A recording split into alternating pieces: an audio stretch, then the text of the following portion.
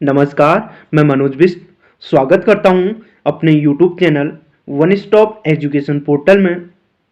इस video lecture की शुरुआत करने से पहले आपने अभी तक हमारे चैनल को सब्सक्राइब नहीं किया है तो प्लीज़ चैनल को सब्सक्राइब करें और बेल आइकन को ज़रूर दबाएं ताकि आने वाली वीडियो का नोटिफिकेशन जो है आप तक पहुंच सके। तो आइए इस वीडियो लेक्चर की शुरुआत करते हैं। इस वीडियो लेक्चर में हम निम्न बिंदुओं पर चर्चा करेंगे। उन बिंदुओं में नंबर 1 सार्वजनिक व्यय का अर्थ यानी मीनिंग ऑफ पब्लिक एक्सपेंडिचर के बारे में समझेंगे, और नंबर 2 सार्वजनिक व्यय का महत्व यानी इम्पोर्टेंस ऑफ पब्लिक एक्सपेंडिचर के बारे में समझेंगे, और नंबर 3 सार्वजनिक व्यय के प्रकार यानी टाइप ऑफ पब्लिक एक्सपेंडिचर के बारे में समझेंगे। सार्वजनिक व्यय के जो है प्रकारों की अगर बात करें तो दो प्रकार के होते हैं। नंबर 1 विकासात्मक व्यय और गैर विकासात्मक व्यय, यानी कि जो गवर्नमेंट एक्सपेंडिचर करती है वो दो प्रकार से करती है। नंबर 1 क्या करती है कि विकासात्मक व्यय करती है और दूसरा गैर विकासात्मक व्यय करती है।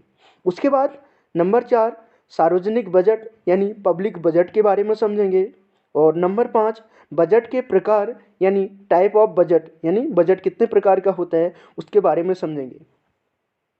नंबर 1 सार्वजनिक व्यय का अर्थ यानी मीनिंग ऑफ पब्लिक एक्सपेंडिचर।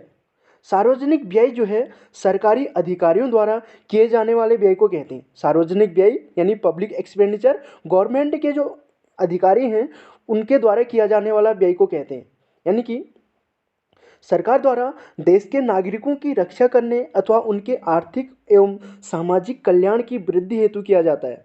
सार्वजनिक व्यय जो है सरकार द्वारा अपने देश के नागरिकों की रक्षा और आर्थिक और सामाजिक कल्याण यानी इकोनॉमिक और सोशल वेलफेयर के लिए में वृद्धि करने के लिए जो है पब्लिक एक्सपेंडिचर किया जाता है गवर्नमेंट के द्वारा।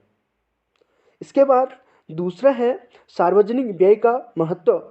सार्वजनिक व्यय का महत्व की अगर बात करें तो सार्वजनिक व्यय जो है वो लोक कल्याणकारी के लोगों के कल्याण के कार्यों की पूर्ति की जा सकती है सार्वजनिक व्यय से जो है, यानी कि लोक कल्याणकारी राज्य से देश के नागरिक यह अपेक्षा करते हैं, यानी देश के जो नागरिक हैं वह यह अपेक्षा करते हैं कि सरकार उन मुद्दों पर जो है व्यय करे जिन पर वे स्वयं व्यय करने में असमर्थ हैं, यानी कि जिन पर जो है नागरिक क्या करते हैं कि व्यय नहीं कर सकते, उन पर जो है सरकार एक्सपेंडिचर करे।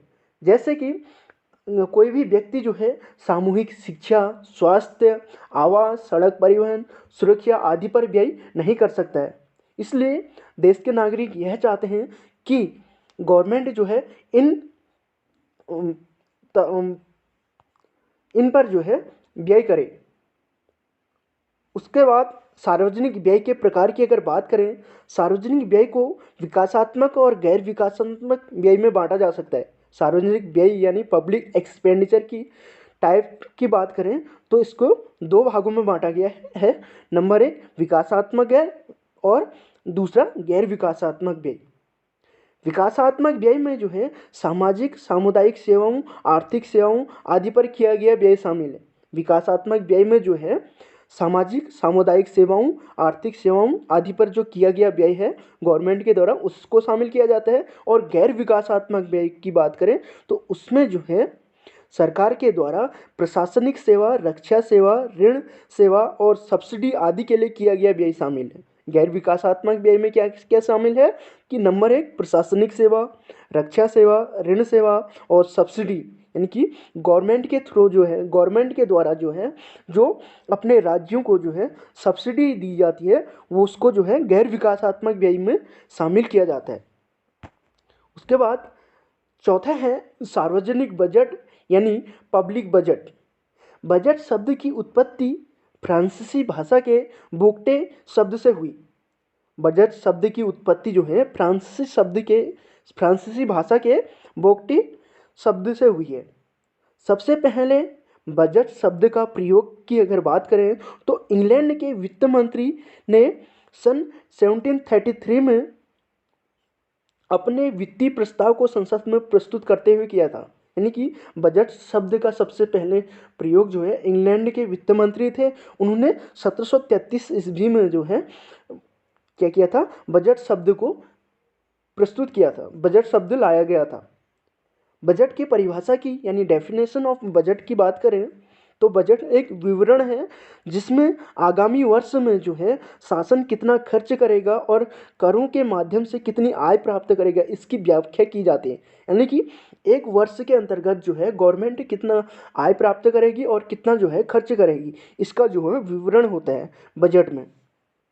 उसके बाद भारत में बजट प्रणाली का आरंभ जो है वो लॉर्ड कैनिंग के कार्यकाल में हुई। भारत में बजट प्रणाली का आरंभ किसके काल में हुई, कि लॉर्ड कैनिंग के कार्यकाल में हुई।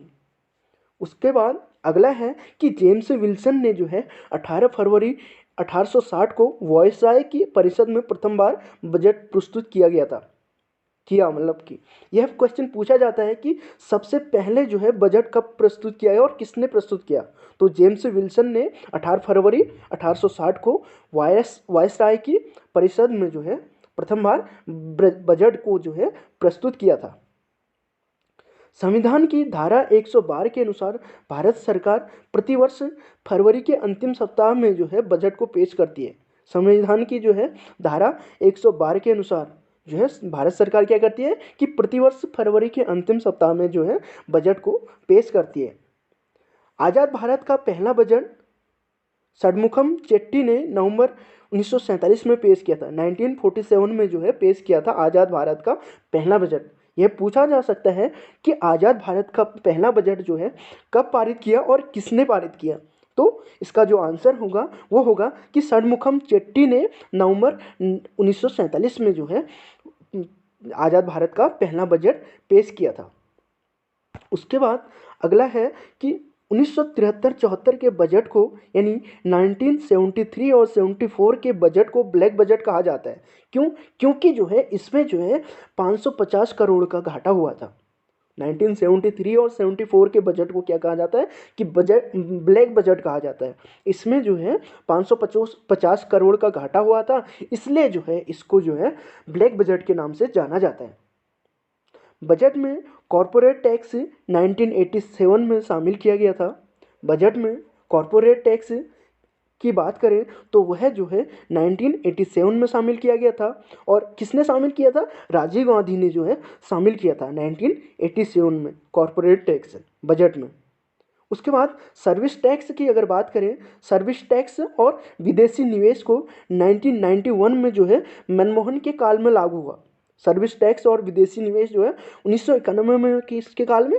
मनमोहन के काल में लागू हुआ। और एक बात यह है कि 1991 में जो है इकोनॉमिक रिफॉर्म्स यानी आर्थिक सुधार का मुद्दा आया था और उसमें जो है एलपीजी यानी लिबरलाइजेशन, प्राइवेटाइजेशन और ग्लोबलाइजेशन को पारित किया गया था।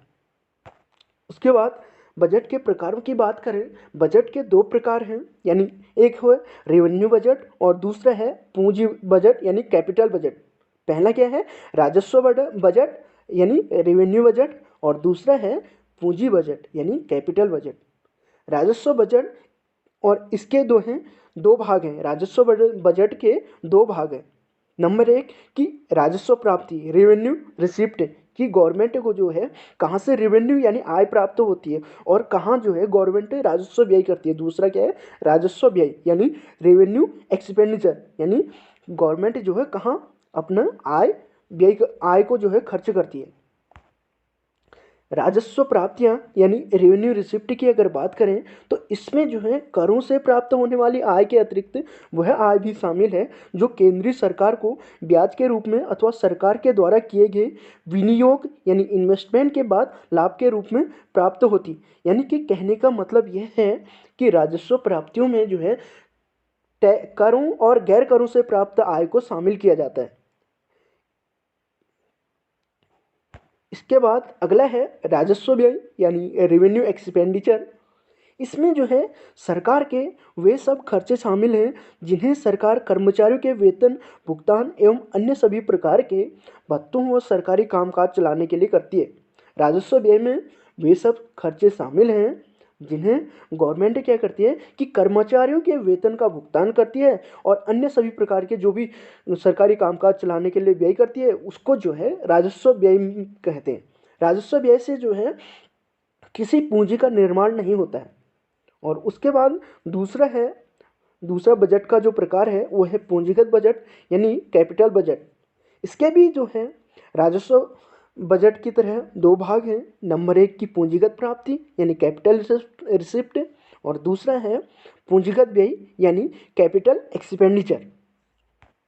इस पूंजीगत प्राप्ति यानी कैपिटल रिसिप्ट की अगर बात करें तो इसमें जो है पूंजीगत प्राप्तियों के अंतर्गत मुख्य रूप से सरकार द्वारा जनता से जो ऋण प्राप्त किए जाते हैं उनका ब्यौरा होता है। पूंजीगत प्राप्ति के अंतर्गत जो है क्या सरकार द्वारा जनता से जो ऋण प्राप्त किए जाते हैं उनका ब्यौरा होता है। पूंजीगत प्राप्तियों के अंतर्गत जो है सरकार को यानी गवर्नमेंट को आरबीआई तथा अन्य जो संस्था हैं उनसे प्राप्त ऋण, विनिवेश से प्राप्त आय यानी विनिवेश का मतलब यह है कि डिसइन्वेस्टमेंट मतलब कि जब गवर्नमेंट क्या करती है कि अपने सार्वजनिक संपत्ति को किसी निजी व्यक्ति के हाथ में जो है दे देती है तो उसे जो है विनिवेश कहते हैं। यानी गवर्नमेंट अपने जो है पब्लिक सेक्टर को प्राइवेट सेक्टर में बेच देती है। उसके बाद केंद्र शासित प्रदेशों और राज्य सरकारों द्वारा ऋणों के भुगतान से केंद्र सरकार को जो आय प्राप्त होती है उसको जो है पूंजीगत बजट में शामिल किया जाता है। पूंजीगत बजट में क्या क्या शामिल किया जाता है कि सरकार को आरबीआई तथा अन्य संस्थाओं से जो ऋण प्राप्त होते हैं और विनिवेश से जो आय प्राप्त होती है, केंद्र शासित प्रदेशों और राज्य सरकारों द्वारा ऋणों के भुगतान से जो केंद्र सरकार को आय प्राप्त होती है उसको शामिल किया जाता है। उसके बाद अगला है पूंजीगत व्यय यानी कैपिटल एक्सपेंडिचर। कैपिटल एक्सपेंडिचर की अगर बात करें तो इसके अंतर्गत जो है वे सब व्यय सम्मिलित होते हैं जिनसे क्या होता है कि पूंजी का निर्माण होता है यानी कैपिटल फॉर्मेशन होता है। जैसे कि भूमि विकास पर व्यय, भूमि के विकास पर व्यय, और दूसरा भवन निर्माण, भवनों का निर्माण करना, मशीनों एवं पुर्जों तथा कंपनियों के हिस्से खरीदने पर जो व्यय किया जाता है उसको जो है शामिल किया जाता है कैपिटल एक्सपेंडिचर में। इससे क्या होता है कि पूंजी का निर्माण होता है पूंजीगत व्यय से। धन्यवाद। आशा करता हूँ कि यह वीडियो लेक्चर आपको पसंद आया होगा। बने रहिए हमारे YouTube channel one stop education portal में। लाइक, शेयर और सब्सक्राइब करना ना भूलें। धन्यवाद।